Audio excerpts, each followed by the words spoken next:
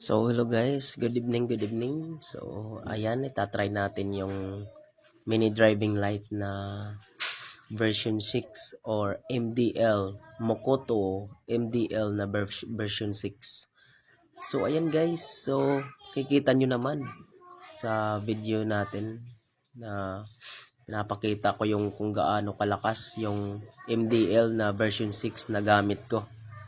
Dito ko lang yan guys na order sa TikTok shop kasi sobrang legit, madaming reviews, super talaga, 5 star lahat sila, kasali na ako doon. So ayan, makikita nyo naman napakalakas, pati yung nagde-date na iilawan, charot. Kita nyo yung yan yung low ko, pero pwede nyo yung i-adjust yung low nyo maging white, tapos yung yellow naman yung maging high. Para sa akin yung gusto ko yung yung high ko yung white, tsaka yung low naman is yung dilaw.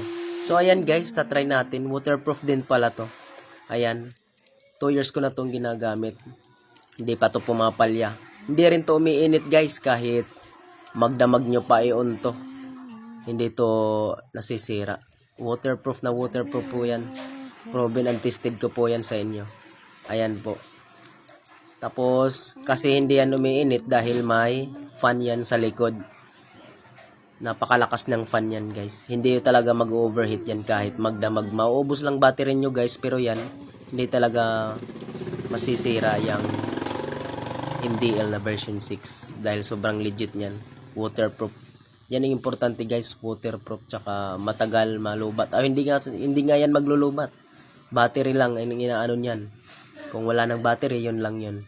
Mawawala na din yung ilaw niya. Pero hindi yan mag-short circuit or ano man. Hindi yan mag-overheat. So, ayan guys, kita nyo naman. Napakalakas ng liwanag. Perfect to guys sa mga madidilim na lugar. Kaya click lang yung yellow basket at check out na!